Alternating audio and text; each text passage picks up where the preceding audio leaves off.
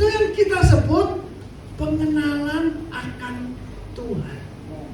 Hosea 4 berkata seperti ini, umatku binasa karena tidak memiliki pengenalan tentang Allah.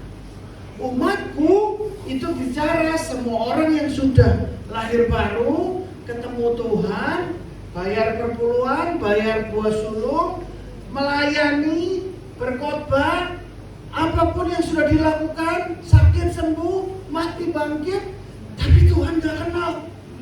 Itu relevan dengan Matius 7:23. Jadi pengenalan akan Allah inilah yang membuat kita bisa tetap di dalam Kristus. Saya sudah mendengar beberapa kesaksian tentang orang yang pernah mati. Ada satu orang namanya Nyong, dia sekarang jadi drummernya di SOH, Sound of Hope. Dulu dia naik Harley Davidson terbang, dia jatuh ke bawah, tubuh sebelah kirinya tertancap pagar baja. Terus Harley-nya jatuh di atas dia. Dia dibawa ke rumah sakit, situasinya koma. Tapi bersyukur dia punya seorang ibu yang imannya sangat luar biasa. Ibu itu berani berkata, tidak ada satu dokter pun yang boleh mengoperasi anak saya. Biarlah segala dokter yang mengoperasi anak saya sendiri. Wow. 4 hari kemudian, Nyongnya siuman, sembuh total. Beri kemuliaan buat Tuhan. Nah, suatu hari saya ketemu Nyong di toilet di gedung Wisma Atria, itu saya tanya, sebetulnya waktu kamu koma, apa sih yang terjadi? Ternyata ini saya dengar dengan berbagai hal. Dulu ada yang pernah nonton film Ghost, itu lihat orang mati, lihat badannya sendiri, terus dia dibawa ke atas. Ternyata kalau orang mati, dia lihat badannya sendiri, terus dia masuk ke suatu alam yang gelap gulita. Tapi kalau kita punya Kristus, kita akan dituntun sinar terang. Dan sinar terang itu akan membawa kita yang teramat sangat terang, tapi tidak menyilaukan. Lah disitulah Nyong ketemu Tuhan Yesus. Yang saya sampai nangis di toilet, dia waktu itu cerita, Tuhan Yesus ngomong begini, aku tahu semua apa yang sudah kamu lakukan untuk aku. Hah? Untuk aku? Bingung Nyongnya. Ternyata dulu dia punya pelayanan, dia itu suka beli roti, beli makanan, dia pergi ke Blok M, teman-temannya yang jadi preman dikasih makan sama dia. Ketika kita melakukan sesuatu untuk Tuhan atas nama kasih, dan gak ada satupun orang tahu, ternyata itu Tuhan ada di sebelahnya. Dia lagi lihat apa yang dilakukan Nyong. Saya gak tahu karena apa yang pernah dibuat Nyong, atau apa karena doa dari ibunya. Tapi Tuhan Yesus berkata, Nyong, kamu waktunya belum tiba, kamu pulang kembali ya. Di alam itu sudah tidak ada lagi ruang dan waktu. Kamu ngomong berapa lama Nyong? Paling kurang lebih 10 menit. Ternyata 4 hari. Waktu dia sadar, semua tubuhnya sembuh total. Gak ada satupun luka apapun. Sampai hari ini orangnya masih hidup. Saya Senin waktu itu masih ketemu dia main drum. Ada lagi cerita namanya Domingos, kalau pernah dengar. Dia murid sekolah Alkitab, lehernya pernah dicelurit sampai putus. Mati gak? Ya mati lah. Sama, dia lihat badannya sendiri, dia terbang ke atas. Ketika kita punya Kristus, kita dituntun sinar terang. Dan dia masuk di ruangan yang terang itu juga dan ngomong, Domingos, kamu belum tiba waktu pulang kembali. Nah kok ya lucunya gini, waktu jenazahnya masuk di rumah sakit di UGI, ada dokter lihat, kasihan, ini kok ada mayat, lehernya putus, dijahit sama dia. Waktu jahitannya selesai, dianya kembali, dia hidup lagi. Sampai hari ini masih hidup, baru dari Amerika, keliling khotbah di sana. Nah dari situ, dan saya juga pernah nonton film. Itu ceritanya Ada orang tua di Amerika, tapi dia multi-bilioner, badannya udah sakit-sakitan, kena kanker, kena ini, kena itu. Terus tiba-tiba ditawarin, mau beli tubuh nggak? Hah? 50 juta dolar kamu akan dapat tubuh baru. Akhirnya dia dibawa ke satu tempat, dia pilih tubuh-tubuh yang baru. Waktu itu dimainin Ryan Reynolds. Dia pilih tubuhnya. Nah, terus caranya gimana? Ternyata mereka berdua dimasukin ruangan kayak yang scan itu, yang seluruh badan di scan itu. Itu di scan nggak tahu, yang dipindah itu pikirannya. Ternyata waktu bangun dia sudah di tubuh yang baru. Dan dia melakukan segala sesuatu yang dia mau. Tapi itu film. Tapi intinya apa? Hollywood itu kadang ngerti prinsip Alkitab. Kita yang bicara rohani nggak ngerti kadang maksud Tuhan apa. Jadi pengenalan akan Tuhan itu adalah apa yang kita pikir dan kita percayai tentang Dia. Itu yang dibawa sampai kekal untuk selama-lamanya. Hari ini kamu berpikir tentang Tuhan itu apa? Tuhan itu siapa? Makanya kita ini harus mulai apa yang kita ini nggak bisa doa, nggak bisa minta, yang kita nggak tahu. Di sini ada yang tahu namanya sup jamur, di atasnya dikasih roti. Ada yang tahu? Ada yang tidak tahu? Tahu semua? Di zaman Belanda menjajah Indonesia, satu Indonesia nggak ada yang ngerti ada makanan dalam hidup namanya sup, nggak tahu. Karena itu hanya muncul di jamuan makan malam kerajaan pemerintahan Belanda. Kenapa kita perlu baca firman? Kenapa kita perlu dengar khotbah? Bukankah Tuhan sudah ada di sini? Iya. Tapi kalau kita tidak pernah mengerti atau tahu sesuatu yang baru, kita nggak tahu jatah kita di dalam Kristus itu apa. Kalau itu nggak sampai masuk ke dalam pikiran, hati dan perkataan jadi satu, itu akan jadi dalam hidup kita. Makanya hari-hari ini hati-hati dengan apa yang kita doakan. Kamu salah berdoa, kamu menerima yang gak enak. Lagi ngetren ini film Obsession, orang yang minta wish, ternyata dapatnya iblis. Kita kalau punya firman, kita sebenarnya gak usah minta. Kita ngucap syukur. Tuhan itu tahu apa yang lebih perlu dan yang terbaik buat kita. Mari kita buka firman Tuhan.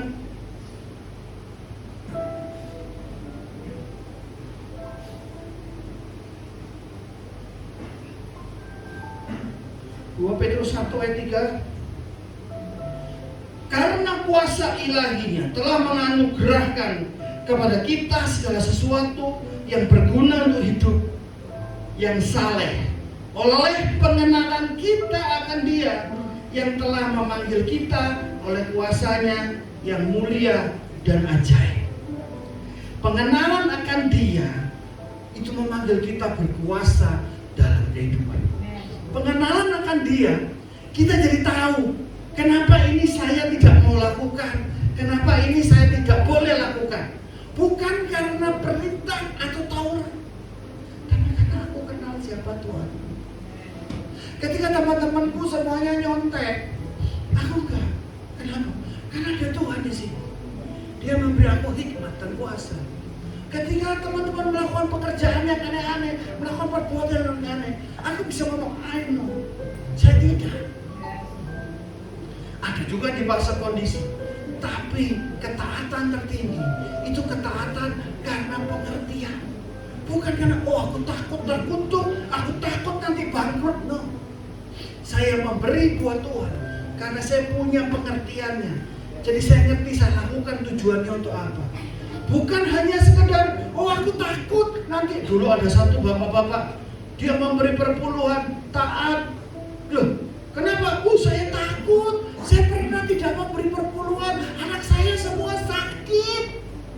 Lu pikir Tuhan mafia? Mafia itu, dia ngomong ke semua toko di sekitarnya, ini kamu saya lindungi, tapi sebagai baliknya kamu harus bayar uang perpuluhan tiap bulan. Kalau nggak bayar, tokonya hancur. Siapa yang hancurin? Ya dia sendiri, mafia itu sendiri. Saya rasa Tuhan bukan mafia ya. Saya memberi karena cinta. Saya memberi karena saya tahu Tuhan saya siapa. Saya memberi karena mengasihi. Bukan karena saya takut mengalami hal yang tidak enak. Orang yang mencintai pasti memberi. Tapi orang memberi belum tentu dengan cinta. Nah, kita harus masuk kepada esensi dan yang tertinggi. Kalau enggak gawat. Waktu Adam dan Hawa berbuat dosa, apa yang hilang dari kehidupan Adam? Yang pertama, itu adalah Adam mengenai namanya penghakiman. Karena Adam, seluruh manusia, ini disebut manusia berdosa. Dulu ada hamba Tuhan menginjili orang Buddha, bertobat. Tobat dari apa? Saya dari kecil, lahir besar, saya nggak pernah berbuat jahat. Saya nggak pernah nyolong, saya nggak pernah nyusahin orang. Saya bertobat untuk apa? Apa dasarnya saya harus bertobat? Dia nggak ngerti bahwa semua manusia ini dasarnya berdosa. Kita semua butuh juru selamat. Kita nggak ngerti apa yang hilang dari apa yang dilakukan Adam pertama. Kita ini semua orang telah berbuat dosa dan kehilangan kemuliaan Allah. Ini adalah dasar kenapa kita perlu bertobat terima Tuhan, untuk menyambung apa yang pernah putus. Keberdosaan manusia itu bukan karena perbuatan. Semua yang dilakukan manusia yang jahat itu karena keberadaan.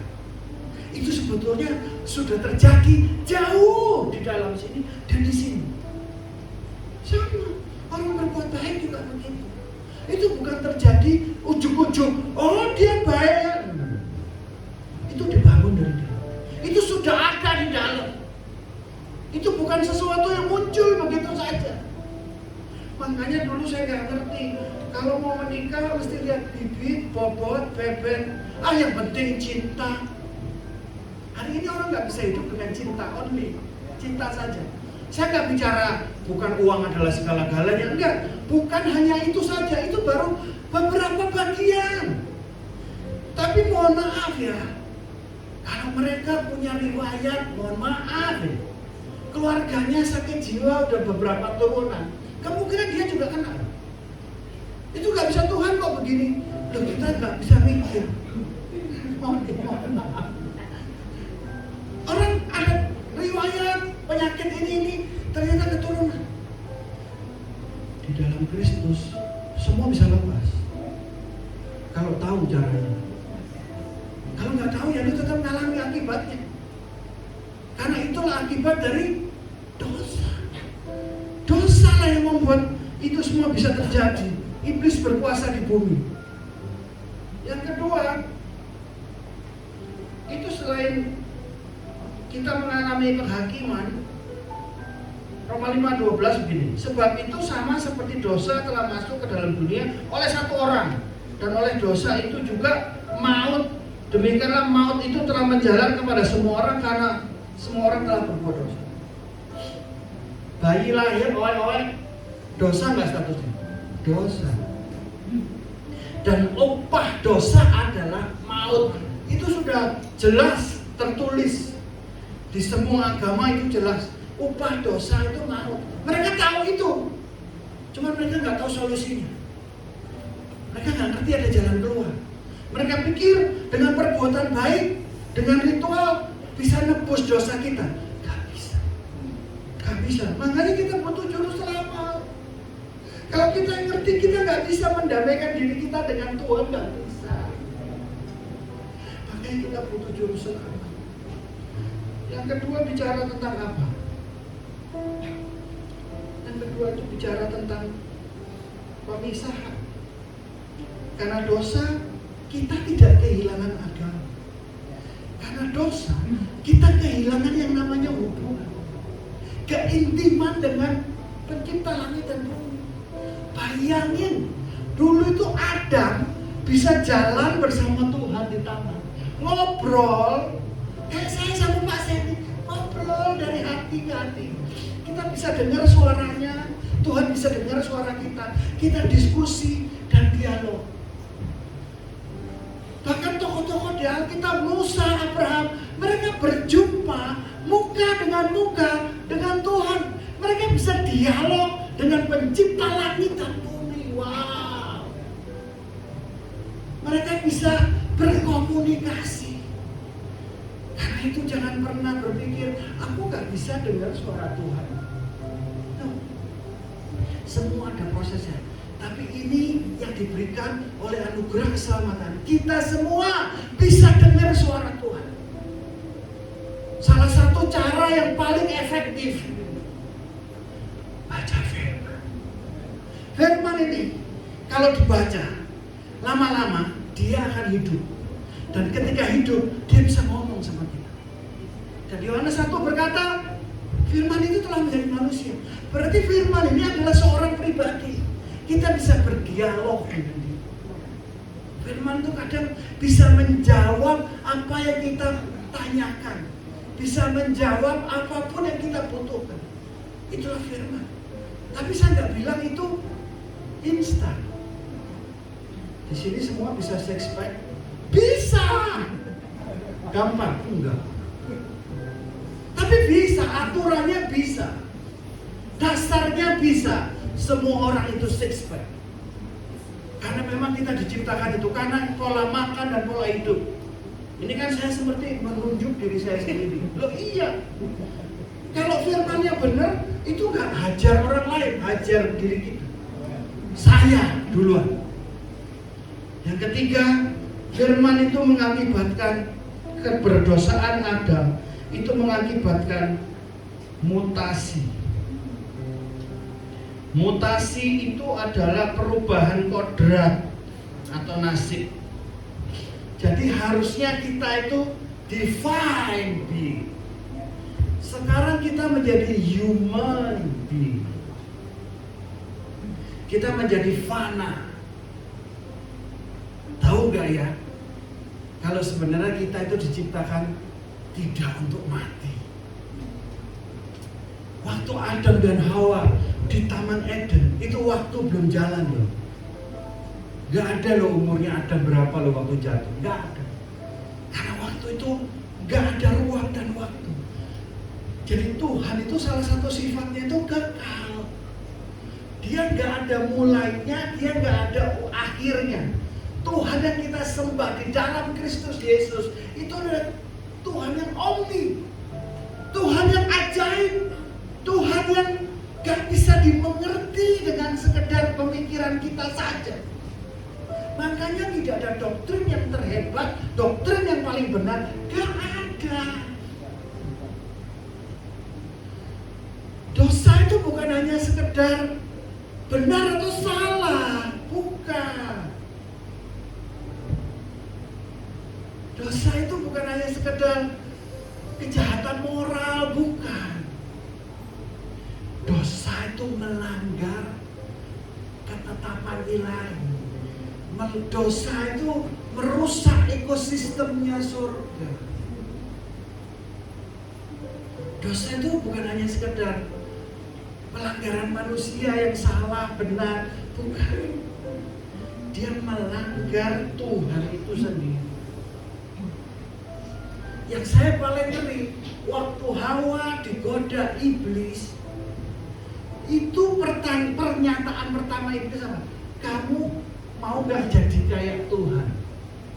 Yang paling bodoh adalah Hawa gak pernah sadar bahwa dia sudah seperti Tuhan. Kegagalan kita, saya sudah merenungkan ini bertahun-tahun. Itu ada dua hal. Yang pertama, kita hidup pakai kekuatan sendiri. Fight dengan kekuatan sendiri. Gak bisa. Bahkan kalau kita sadari,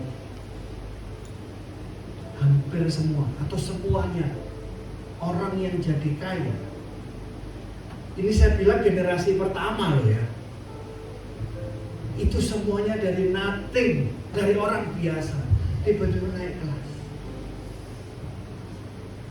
itu pasti ada yang bukain jalan, ada yang nolong, ngasih order. Saya tahu sejarahnya gedung Atria itu.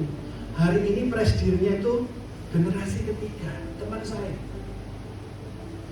Yang menjadikan mereka konglomerat itu generasi pertama, engkomnya, kakeknya. Dulu masih punya toko di Jatinegara, jual kain, orang biasa. Entah gimana mereka bisa ketemu. Saya nggak tahu, dia tulis buku, saya baca sejarahnya. Dia dipercaya oleh Jepang, hari ini punya saham di Daikin, hari ini punya saham di Honda. Waduh, ya otomatis naik dalam hidup. Mereka bisa dipercaya. Nah, kita ini bisa dipercaya nggak? Baik oleh Tuhan ataupun manusia. Dan jangan titip duit aja kurang. Jadi karena dosa itu merusak ekosistem sorga. Natur kita ini sebetulnya nggak pernah bisa mati. Firman aja nulis, barang siapa melakukan perintahku, dia tidak akan mati itu selama-lamanya.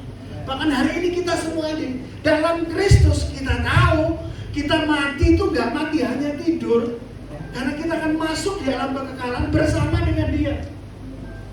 Yang lain sebenarnya nggak ada yang ngajarkan seperti ini. Agama apapun di dunia mati ya mati. Mentok, reinkarnasi, mentok.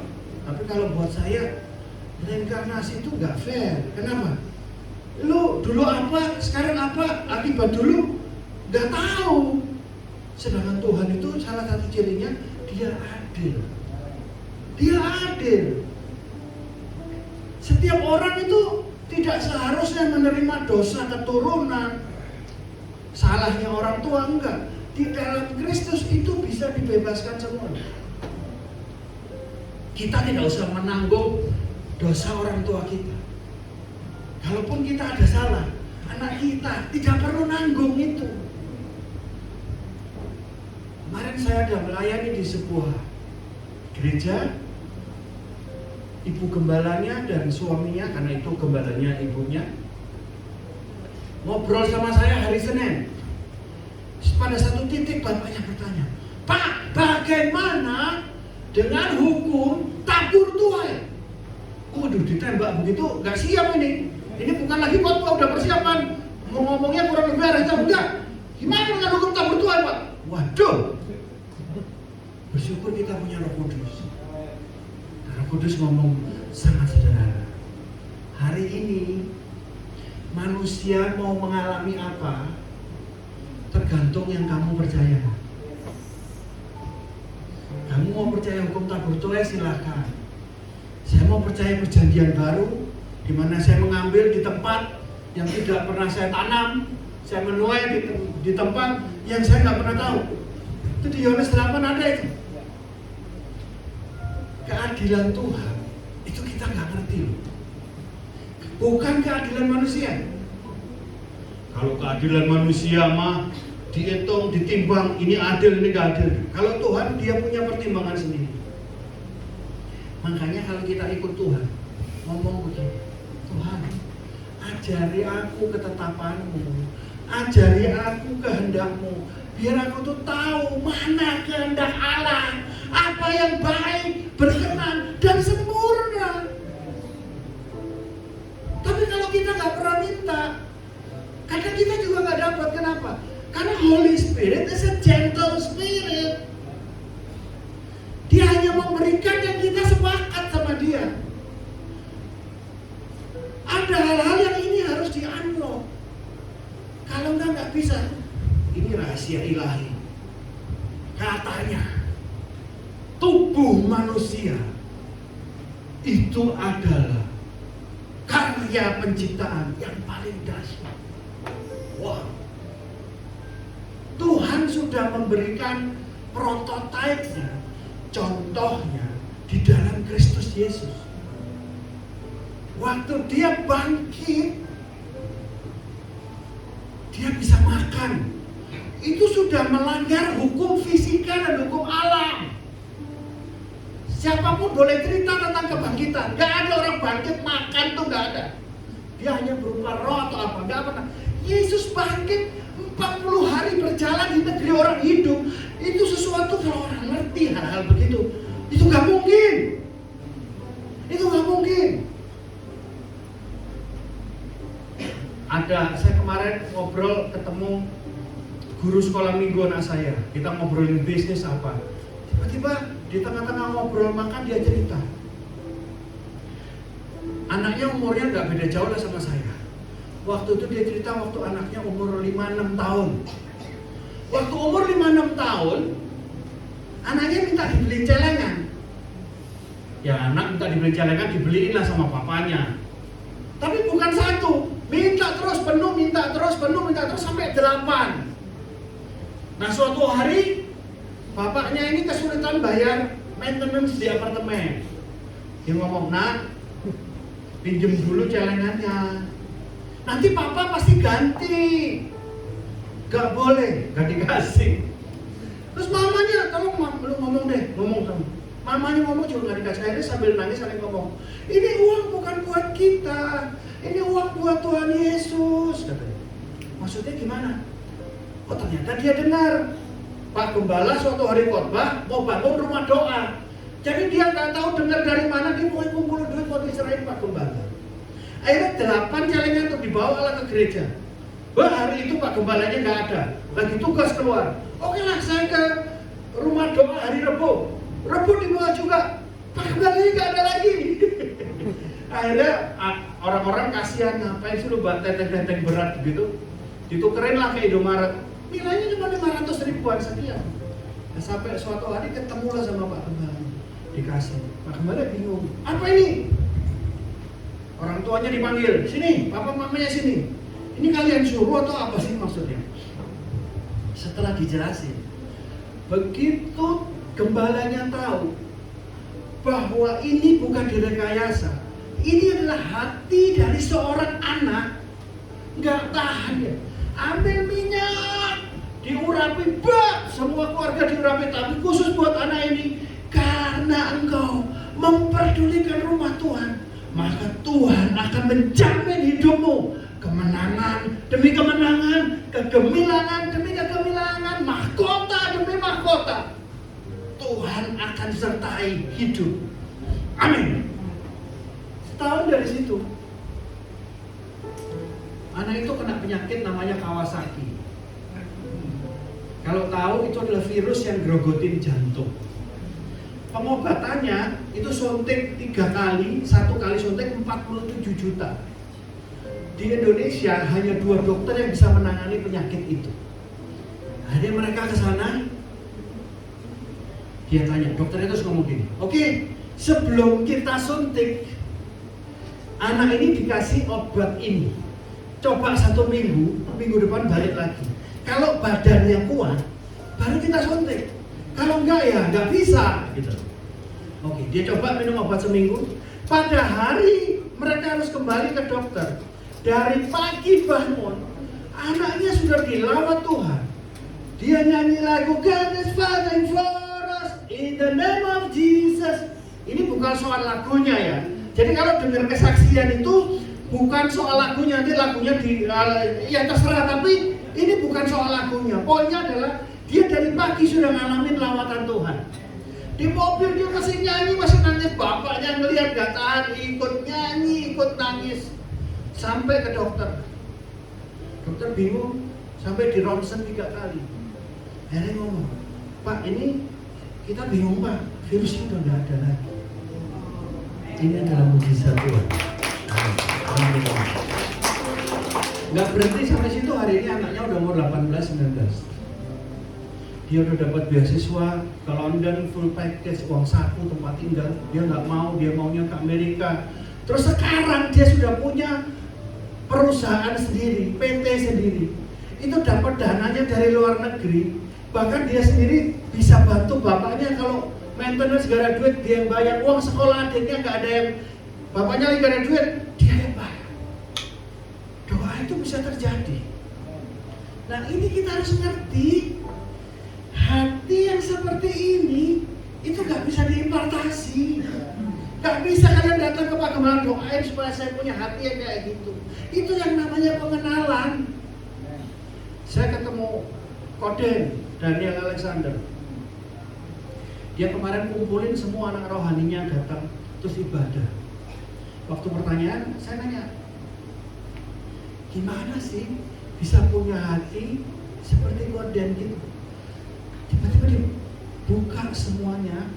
Dia sendiri juga nggak ngerti, tapi dia mengalami menurut saya itu sesuatu yang amat pahit dalam kehidupan. Papanya umur 31 dibunuh oleh orang-orang pribumi. Makanya dia selalu pakai batik karena dia membuktikan, dia mau ngomong saya sudah berdamai dengan itu. Bahkan dia besar, dia ketemu pembunuhnya. Terus dia suka menyekolahkan orang karena dia dulu mau sekolah, nggak ada duit. Saya sampai bingung, orang ngalami sesuatu yang pahit, kok hasilnya malah baik ya?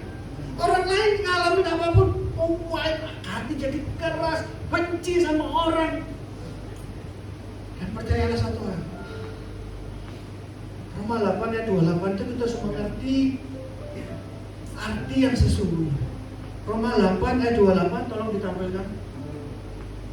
Ini banyak sekali orang yang salah tafsir. Kita tahu sekarang bahwa Allah turut bekerja dalam segala sesuatu untuk mendatangkan kebaikan bagi mereka yang mengasihi Dia, yaitu mereka yang terpanggil sesuai dengan rencana Allah.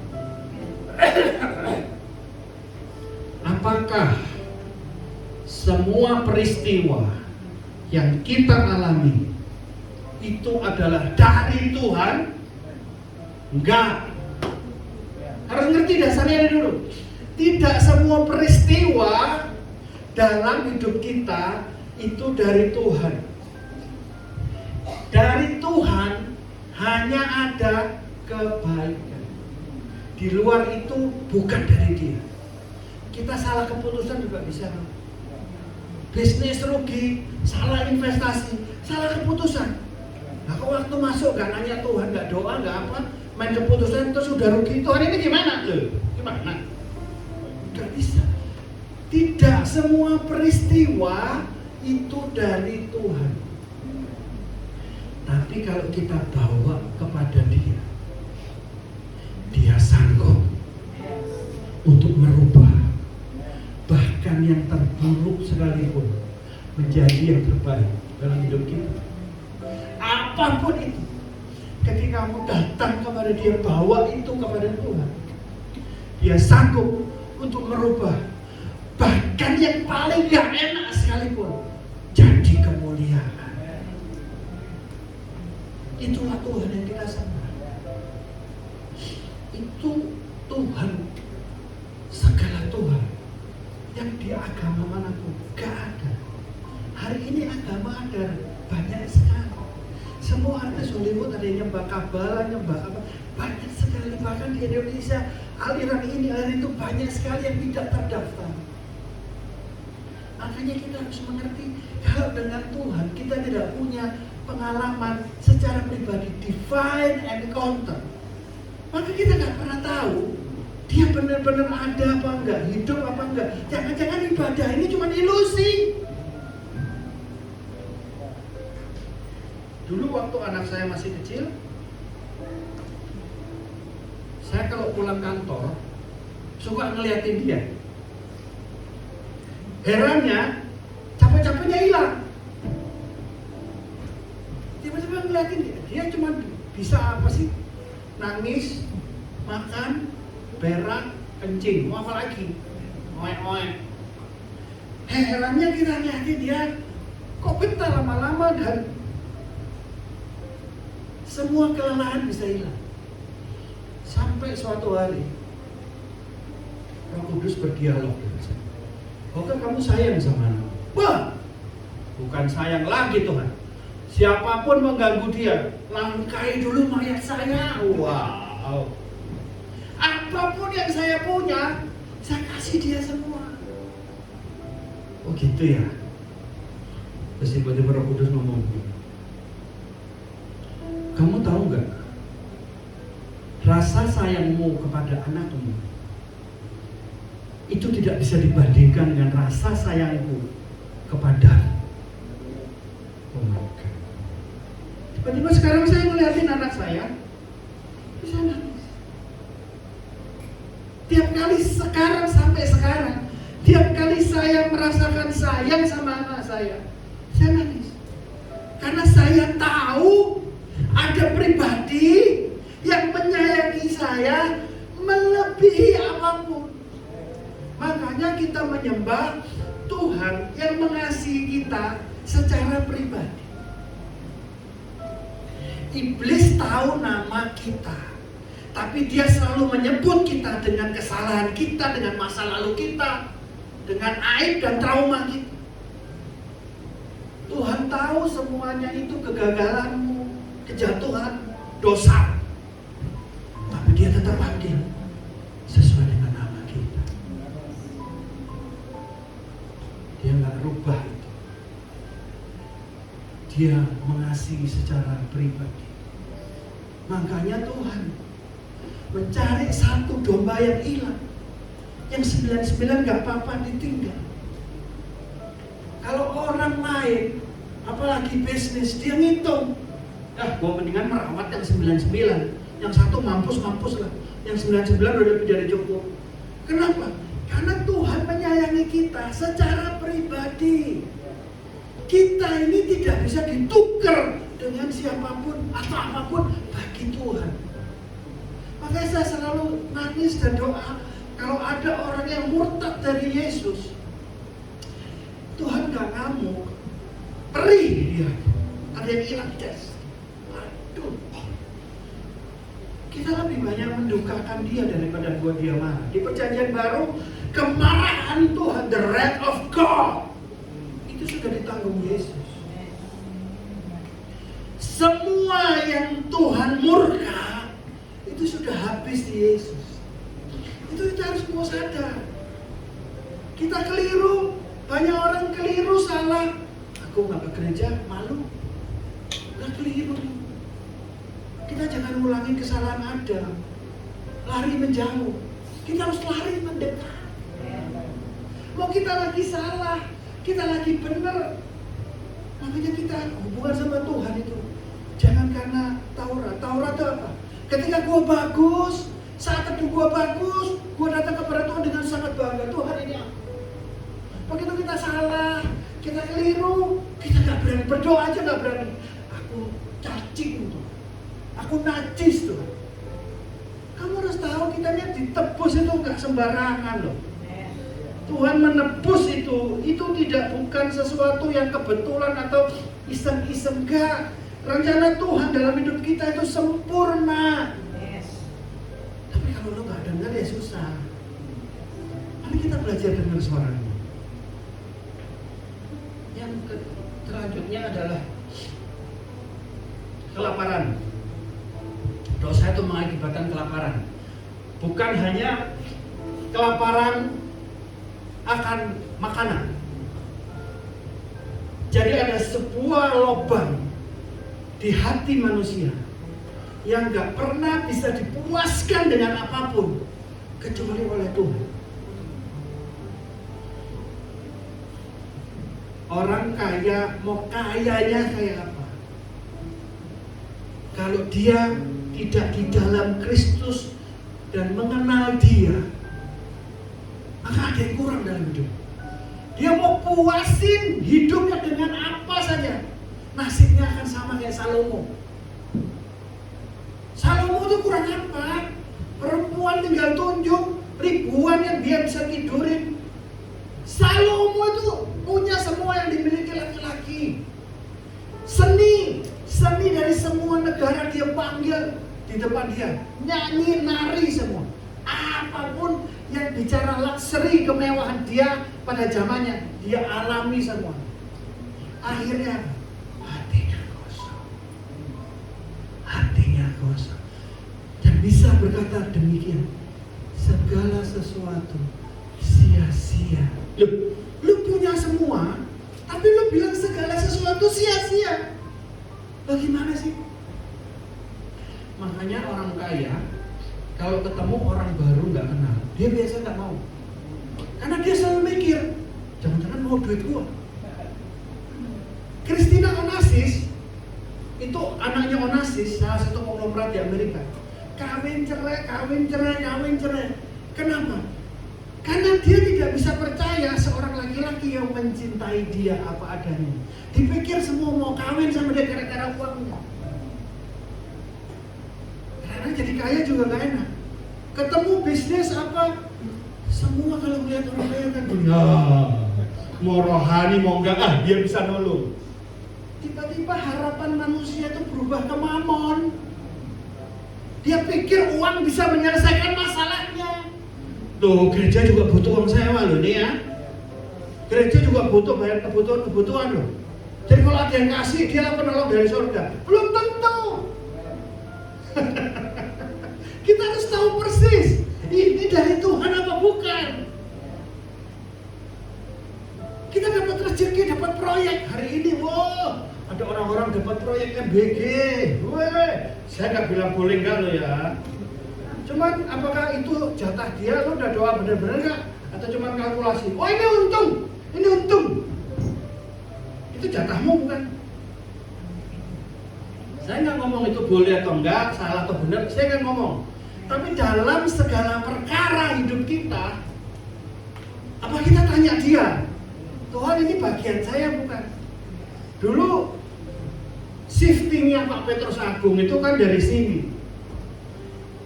Dia dikasih tahu Pak Yusak, mulai hari ini kalau kamu mau jadi anak saya, setiap duit yang masuk dalam hidupmu, lu tanya Tuhan, ini buat siapa tuh? Masuk 10 juta, Tuhan buat siapa? Kasih sono, kasih. Masuk 5 juta, Tuhan buat siapa? Buat sono, dia kasih. Masuk 1 juta, yaitu buat lu, kantong ini. Kelihatannya nggak enak, tapi dari situ breakthrough. Dari situ dia pergi ke seluruh dunia. Dari situ dia punya karunia mengupas firman itu dengan luar biasa dan ajaib. Jarang yang bisa mengupas kayak dia. Jadi Tuhan itu kalau ngomong sesuatu, dia bukan Tuhan yang egois. Tuhan egois, orang egois itu gini, lo ikut aku, tapi gajinya kecil, fasilitas gak ada. Enggak. Bos gede aja, kalau dia udah berani panggil orang, ikut gua. Fasilitas diberikan, apa diberikan. Kita ikut Tuhan nggak bisa dapat apa-apa, itu berarti ada salah di pengertian kita, salah di pengenalan. Ada misionaris, udah 3 hari nggak makan, dia doa, Tuhan minta makan. Suara iblis di dalam hatinya ngomong apa? Kamu egois. Loh, itu banyak orang kelaparan di Afrika, di Cina. Terus dia berhenti berdoa, ngeri sekali. Itu bicara understanding. Ketika dia sudah mengalami pembaharuan akal budi, pengertian perjanjian baru, dia hari ini bisa berdoa demikian, Tuhan aku minta makan. Terus suara itu masih terdengar. Lu egois, orang di Afrika dan di Cina banyak yang kelaparan. Dia bisa ngomong ini, ya, tapi yang Tuhan yang kusembah adalah Bapakku dan Tuhan segala Tuhan. Dia lebih dari sanggup untuk ngasih makan semua orang kelaparan itu dan saya. Itu proses kehidupan yang harus dilewati semua orang. Ketika dalam titik terendah, hatimu seperti apa? Dipikir Ibu Elizabeth Philip, hamba Tuhan yang di Semarang buta, tapi rumahnya kamarnya 20, mobilnya 4, sopir 4, pembantu 4, 8, bayar listrik aja 20 juta, gak ngalami proses dari bawah. Ngalami. Dia merendah, gak bisa makan, gak ada duit, gak ada barang. 3 hari, hari ketiga dia doanya udah delosor tersungkur, bukan karena kemauan, tapi udah lemes. Udah belum makan 2 hari, bukan puasa loh ya, belum makan. Tapi ketika dia tetap percaya, siang-siang ada yang ngetok pintu, ngasih ayam goreng, ngasih beras, ngasih apapun yang bisa makan untuk 2 minggu ke depan. Masalahnya kan nggak tahu kapan itu. Saya bertahan sampai kapan tuh? Lo nggak tahu. Semua yang ada masalah pengennya selesai hari ini, sekarang juga. Tapi ketika kami belajar percaya sama dia, ketika kamu percaya ketika yang daripadanya adalah yang terbaik buat saya. Prosesnya gue ikuti tanpa komplain, tanpa mengeluh. Karena ternyata hati ini adalah sumber kehidupan. Sumber kehidupan harus bersih. Gak bisa sumber kehidupan ada benci sama orang, ada sakit hati sama orang, ada salah pengertian tentang Tuhan. Berkat itu sudah diberikan, gak bisa ngalir, gak bisa ngalir. Setelah kelaparan, itu adalah kegelapan atau kematian. Dan maut itu manifestasinya adalah Wahyu 6 ayat 8. Dan aku melihat sesungguhnya ada seekor kuda hijau kuning, dan orang yang menungganginya bernama Maut, dan kerajaan maut mengikutinya. Dan kepada mereka diberikan kuasa atas 1/4 dari bumi untuk membunuh dengan pedang, dengan kelaparan, dengan sampar, dan binatang buas di bumi. Pedang itu bicara tentang hubungan. Sampar sakit penyakit. Kelaparan itu bicara keuangan. Seyogyanya kalau kita semua di Taman Eden hari ini hidup bersama dengan Tuhan, mengalami kodrat ilahi, maka kita dalam setiap hubungan itu harmonis. Yerusalem, Yudea, Samaria, ujung bumi. Firman itu, kamu mau tanya tentang apa, firman yang sama, Roh Kudus bisa singkap dengan pengertian yang berbeda, dengan ayat yang sama. Untuk mengasihi, mulai dari Yerusalem. Kamu nggak bisa mulai dari ujung bumi, mulai dari Yerusalem, keluarga inti. Setelah itu, Yerusalem, Yudea, orang-orang yang sedarah, orang tua, adik, kakak. Samaria, orang-orang yang kita kenal. Ujung bumi, orang-orang yang kita nggak kenal. Jangan nyumbang ke Israel karena kepingin berkati, karena selalu iming-imingnya begitu. Lo nabur yang diberkati Tuhan, lo akan diberkati. Jadi motivasinya bukan kerinduan memberkati, pengen berkatnya. Itu yang tahu cuma kita, hati. Ditantang, ayo nabur ke Israel. Kalau saya pribadi, kalau kita dana, budget buat menabur masih terbatas, milihlah yang kita kenal minimum. Buat saya itu bisa kita menabur yang kita nggak kenal, bisa. Tapi biasanya nggak rutin, bisa suddenly, oke, ini didorong Tuhan kasih. Saya pernah ada tiba-tiba saya dulu undang pengkhotbah dari mana, datang, saya belum pernah kenal seumur hidup, baru datang, Tuhan udah suruh keluarin dompet, semua uangmu kasih dia. Loh, itu kok bisa gitu? Ya nggak ngerti saya gitu. Atau tiba-tiba lewat jalan di pasar baru, tiba-tiba ada pengemis gini, kasih. Saya kasih berapa ya? 1.000 lah, 2.000 lah, 5.000 mentok. Ada suara, kasih 50.000. Hah? Kasih 50.000. Tapi yang saya bersaksi, waktu saya jalan pulang, saya seperti diselimuti oleh hadirat Tuhan. Dan itu saya langsung ngomong, 50.000 yang kecil, murah. Itu hadirat Tuhan seperti dikasih kasih baju. Blek, wih. Buat saya itu jauh lebih berharga daripada 50.000. Saya menghargai yang dari dalam, yang dari luar sementara.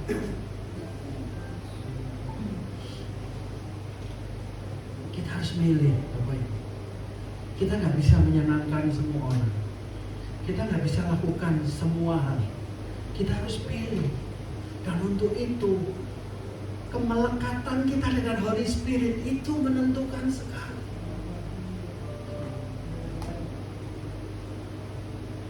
Roma 5:17.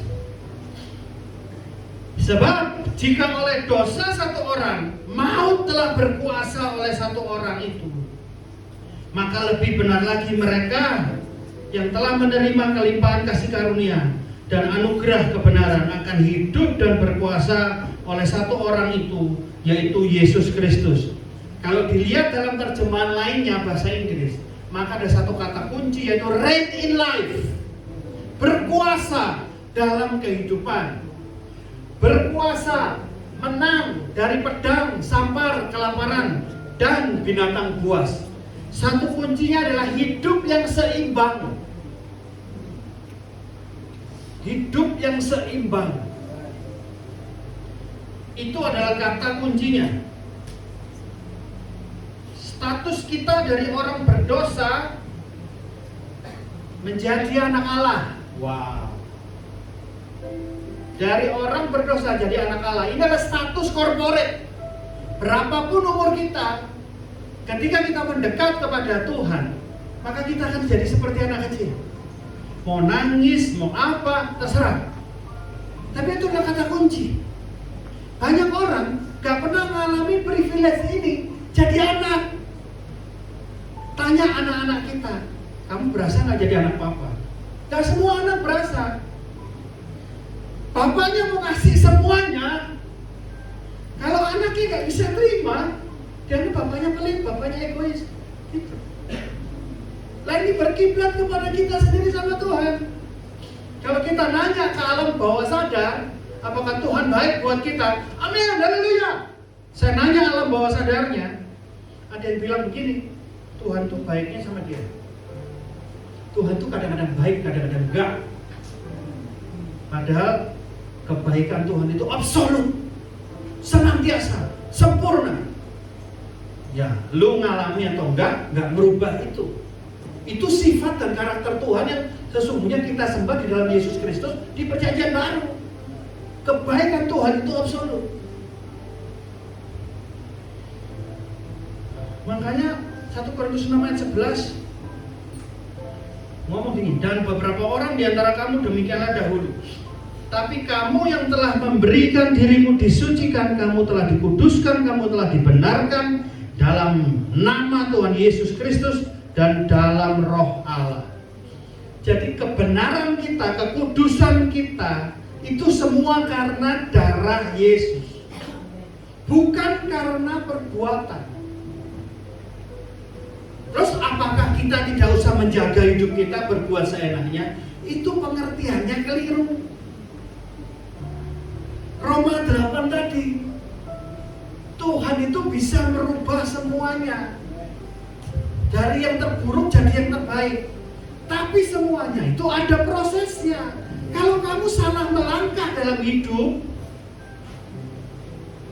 orang kena narkoba, apapun alasannya, lu ditipu teman lu, diajak teman lu, dijeblosin teman lu, efeknya tetap lu rasakan. Sakaunya lu tetap rasakan. Ketergantunganmu sama obat itu sudah jadi ketergantungan tubuh. Dan ketika dibebaskan, ada yang namanya proses. Bisa instan, bisa enggak. Semua yang ajaib dan supranatural itu kehendak Dia absolut 100%. Bisa terjadi, bisa enggak. Ada orang yang alami, ada. Orang berhenti dari rokok. Dalam nama Yesus, rokoknya dipatah-patahin, diinjak das, sejak itu dia sudah nggak merokok. Bisa. Tapi ada juga cara yang lain. Dia bertarak, dia semuanya lakukan dengan disiplin, berhenti juga rokok. Jadi kita ini belajar yang jatah kita itu yang mana. Tuhan ini proses saya yang mana. Karena pengenalan dengan Tuhan salah satu dasarnya itu adalah pribadi. Pengenalan kita sama Dia pribadi. Kita nggak bisa dengar hamba Tuhan khotbah gitu, oke sama itu. Kalau imannya nyampe, jadi bisa. Kalau misalnya nggak terjadi, lu kecewa terus ngomong hamba Tuhannya ngawur, Tuhannya salah. Enggak gitu caranya. Bisa aja niru semua motivator, dia berhasil. Itu semuanya itu ngalami dari dalam keluar. Ada suatu proses yang di sini pecah. dan dia melakukannya dan sukses. Itu yang saya namakan berjalan dalam roh. Jadi nggak sekedar cuman, gak ada yang gampang dalam hidup ini kalau ngomong belak-belakan. Di dalam Kristus kita mengalami kekuatan dan pengharapan untuk maju terus, untuk melakukan yang benar. Saya nggak mau menghakimi para koruptor. Kenapa? Lu di situ belum tentu lu nggak ngambil, belum tentu ngambil lebih sedikit, belum tentu. Saya nggak komen. Kalau itu nyampe ke kamu bisa say no nggak? Kalau kamu tahu itu bukan jatahmu, bagianmu di dalam Kristus, bisa say no nggak? Jadi semuanya itu sebelum kita menunjuk orang, introspeksi diri. Kita maunya apa? 2. Kita sekarang bisa berjalan dengan Tuhan seperti Adam pertama, mendengar suaranya, berintim, atau jadi mempelai Kristus. Habitat kita kalau hari ini itu adalah hadirat Tuhan. Masalahnya hadirat ini tergantung suasana hati dan pikiran. Di tempat yang sama orang bisa nangis-nangis, wah hadiratnya kuat sekali, tapi sebelahnya celingak-celinguk main hati. Di tempat yang sama loh, dengan pujian penyembahan yang sama loh. Karena kuncinya, hotspotnya bukan yang dari luar, yang di dalam. Yang di dalam. Saya sekarang memilih lagu-lagu yang berdampak kepada jiwa dan roh saya. Contoh, misalnya saya waktu itu mau khotbah di sebuah gereja, gembalanya naik ke mimbar, dia panggil anak-anak sekolah minggu mau didoakan. Terus dia nyanyi lagu ini.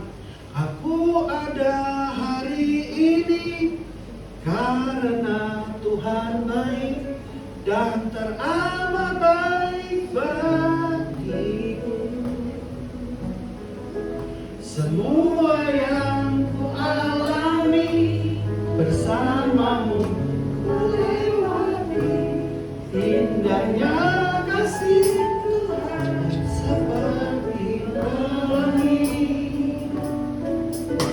sehabis hujan. Saya lagi duduk di depan, dia tuh saya belum kok nangis.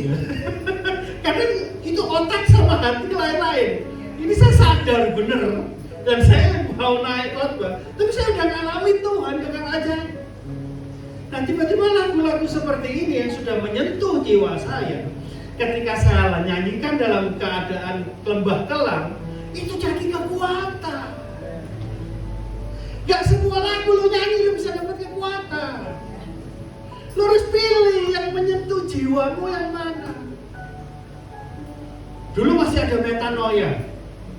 Saya masuk di lagu itu, terus gak tahu dia baru putar atau udah berapa kali gak tahu. Tapi tiba-tiba El Shaddai, El Shaddai, kan karena Adonai. Waduh, itu age to age still the same. Tapi lagi baca buku, waduh, itu nembus ke jiwa saya. Dan ketika saya pelajari lagunya, saya baca liriknya, setiap lirik saya bisa nangis. Ternyata Kau gak pernah berubah, Tuhan. Dari dulu, sekarang, dan sampai selamanya, gak pernah berubah. You are still my Father. Nah ini harus dapatnya secara pribadi dan mulai direnungkan siang dan malam. Karena kita bisa lupa, karena kita bisa error. Tapi kalau itu dijalanin terus, maka dalam hatimu akan mengalir aliran air kehidupan. Ketika itu dibutuhkan, itu keluar. Pertolongan itu bukan dari luar, dari dalam. Tuhan itu berfirman dari dalam. Ini yang dari dalam keluar itu yang merubah kehidupan, bukan yang dari luar ke dalam. Nah Yang dari luar ini gak terlalu banyak pengaruh. Sementara. Terus kita mengalami yang ketiga, yaitu kembali mengalami kodrat ilahi. 2 Petrus 1 ayat 4. Dengan jalan itu ia telah menganugerahkan kepada kita janji-janji yang berharga dan yang sangat besar, supaya olehnya kamu boleh mengambil bagian dalam kodrat ilahi dan luput dari hawa nafsu duniawi yang membinasakan dunia. Ini janji-janji di Alkitab ada segini. Mana yang buat saya? Gimana bedainnya? Janji di Alkitab ini, yang ini ngomong langsung kemana? Kepada saya itu yang mana? Yang kamu percaya, yang kamu bisa sepakat dengan firman. Itu jadi janji Tuhan buat saya. Suatu hari saya dengar khotbah, tiba-tiba dia ngupas Mazmur 37 ayat 4. Bergembiralah karena Tuhan, maka Dia akan memberikan yang diinginkan hatimu. Gak ngerti kenapa? Saya benar nangis.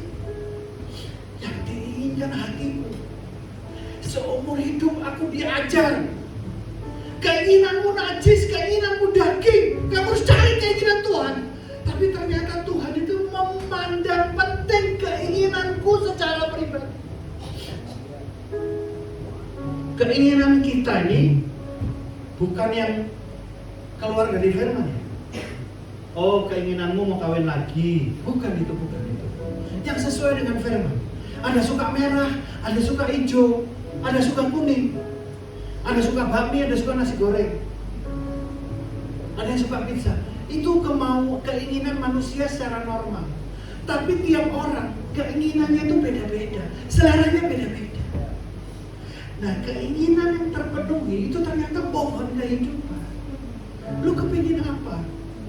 Kadang-kadang hamba Tuhan sekarang, saya ngobrol dengan seorang ibu gembala, saya bicara tentang the royal priesthood, imamat rajani, bahwa kita punya akses ke surga, punya akses ke dunia untuk memperoleh kekayaan dengan janji Tuhan untuk meneguhkan perjanjian kita dengan Dia. Nangis dia pengen ngajak mamanya jalan-jalan, jadi nggak ada. Jadi ini bukan masalah status. Oh, status saya ini hamba Tuhan, pasti saya diberkati, pasti saya diurapi. Belum tentu. Karena di firman tidak pernah dinyatakan bahwa Tuhan itu membela pendeta. Enggak. Dia membela dan memberkati orang yang punya hubungan sama Dia. Lu walaupun pendeta, kalau hidupnya ngawur ya sama aja. Lu biarpun bukan pendeta, kalau lu punya hubungan, lu dengar suaranya, ya kamu akan disertai Tuhan. Ini bicara sesuatu yang esensi dan kekal. Kita jadi hamba Tuhan itu panggilan. Panggilan kita, fungsi kita. Yang dipanggil mungkin kerja di kantor, ya kerjalah dengan baik. Lakukan seperti untuk Tuhan. Jangan kalau bos ada kerja bagus, bos gak ada sakar PDW. Terus lu gimana bisa naik pangkat? Prinsip kerajaan itu gak berubah. Menembus batas. Gak berlaku cuma buat orang Kristen doang. Prinsip kerajaan itu berlaku buat semua orang. Maka saya bilang prinsip perjanjian baru berlaku buat semua orang dan semua keadaan, situasi dan kondisi. Prinsip perjanjian baru itu. Kalau tiba-tiba berlaku hanya untuk kondisi tertentu, ya itu bukan perjanjian baru. Perjanjian baru itu berlaku dalam segala situasi dan kondisi, berlaku buat semua orang. Bicara tentang hati. Mau lu punya duit, nggak punya duit, ya tetap kena. Tetap masalahnya di hati. Bukan soal kamu punya apa, kamu pegang apa. Nah, itulah prinsip perjanjian baru, hati. Terus 4, kepenuhan identitas. Bersyukur karena Kristus yang ada di dalam kita. Kepuasan di dalam Kristus adalah kepuasan tertinggi dalam kehidupan. Efesus 4:13, sampai kita semua telah mencapai kesatuan iman dan pengetahuan yang benar tentang anak Allah, kedewasaan penuh dan tingkat pertumbuhan yang sesuai dengan kepenuhan Kristus. Jadi di dalam Kristus semuanya itu proses dan progres. Goalnya serupa dengan Kristus, tapi kita nggak bisa instan loh aku serupa. Dan semua yang ilahi itu kita nggak bisa klaim secara pribadi. Gua ini baik loh orangnya, nggak bisa. Harus orang lain yang berkata, orang itu loh baik, orang itu loh sungguh-sungguh. Nggak bisa, saya ini sungguh-sungguh. Dari mana hitungannya? Lu merasa sendiri. Mohon maaf lo ya. Jadi mengalami tingkat kepenuhan Kristus itu bicara tentang kedewasaan. Saya kadang lihat IG, terus ada orang ngomong, saya kepingin punya ketenangan hati dan ketetapan seperti ini. Ada acara, mungkin di gereja atau di mana lilin dibagi-bagi, ada cewek yang rambutnya gimbal atau lewat kena api. Reaksi normal, dia enggak, dia cuma pegang rambutnya, diseret, bersih lagi, disikat, dia pegang lilinnya sambil senyum. Itu nggak gampang loh. Gak gampang loh, tiba-tiba kamu ngalamin apa di jalan. Jalan tuh paling tiap hari lah. Tiba-tiba mobil motong, udah emosi, mobilnya dikejar, dimaki-maki, mau dipukulin. Berarti kan di dalam ini kotor kan? Orang kalau dalamnya ini kotor, begitu merasa benar, dia merasa berhak. Jadi kalau orang hatinya kotor, dia merasa benar, dia merasa berhak. Tapi Kristus diperes sampai habis, warnanya masih putih. Tuhan ampuni. Marah aja enggak. Marahnya Tuhan Yesus itu andal. Dia yang harusnya orang lain semua orang marah, dia enggak. Tapi orang lain enggak marah, dia kok marah gitu. Kita nih kiblatnya harus kepada Sang Guru. Kalau baca Alkitab tuh pakai otak kanan, mulai mikir, waktu itu kejadiannya kayak apa, seperti apa. Misalnya saya ini baru tahu, saya dari dulu diajar sama kita tuh kebanyakan wrong teaching. Kalau kita percaya hal yang salah, kita akan ngalami hal yang salah. Misalnya biji sesawi, kita pikir itu yang paling kecil sedunia. Pengkhotbahnya aja bahkan sampai bawa contohnya, ini loh biji sesawi paling kecil di dunia. Terus dia khotbah bla bla bla bla bla. Saya kaget, ternyata banyak yang lebih kecil dari biji sesawi. Biji stroberi misalnya. Buka AI. Banyak tuh 1, 2, 3, 4, 5 lebih kecil dari biji sesawi. Kenapa Tuhan pakai contoh biji sesawi?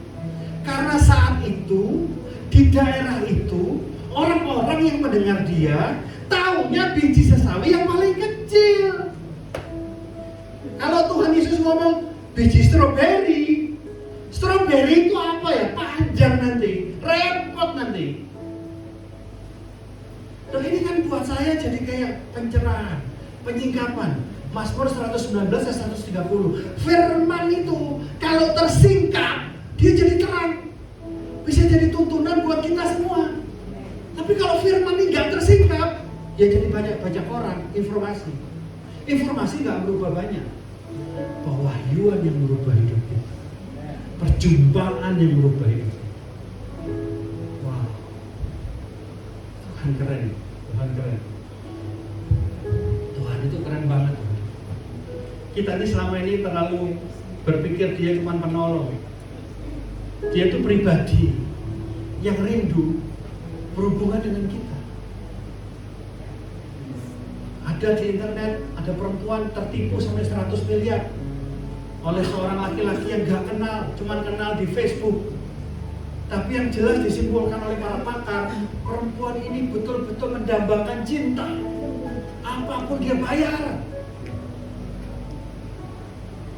Kalau kita puas dengan Yesus, masalah apapun yang terjadi dalam hidup kita cuma senyum. Tuhan pegang kendali. Tuhan berdaulat atas hidup saya. Kedaulatan Tuhan itu hanya terjadi atas kesepakatan kita sama Tuhan.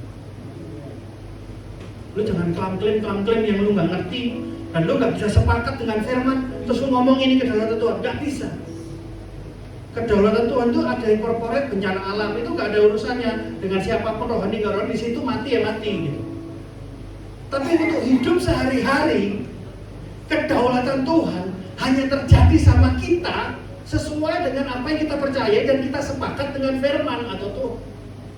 Makanya kamu dengar apa tiap hari? Yang kamu dengar apa? Kalau kamu dengar yang benar, kamu akan dapat suara yang benar. Yang terakhir kita dapat kehidupan kekal atau terang Tuhan. Yesaya 60 ayat 1, bangkitlah menjadi teranglah sebab terangmu datang dan kemuliaan Tuhan terbit atasmu. Kemuliaan Tuhan itu gak bisa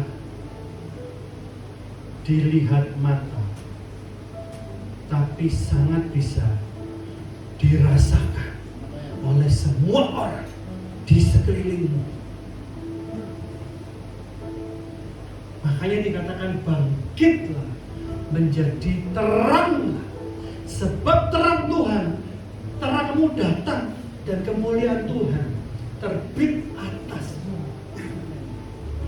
Saya bertahun-tahun jadi anak Tuhan, jadi hamba Tuhan. Saya terus terang bingung saya dengan kemuliaan Tuhan. Apa sih? Kayak apa itu? Gak bisa dijelasin. Bentuknya apa kemuliaan Tuhan itu? Sampai saya baca Keluaran 3:3. Makanya kadang-kadang kita perlu baca firman itu dari bahasa yang lain, terjemahan yang lain. Di bahasa yang lain, kemuliaan Tuhan itu adalah the goodness of God.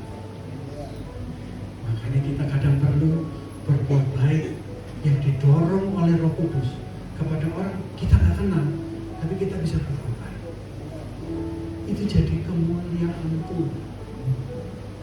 Saya undang worship leader bantu saya.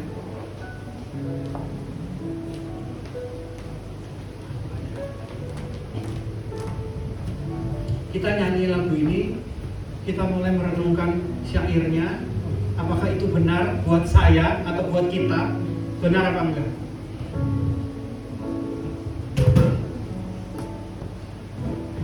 Aku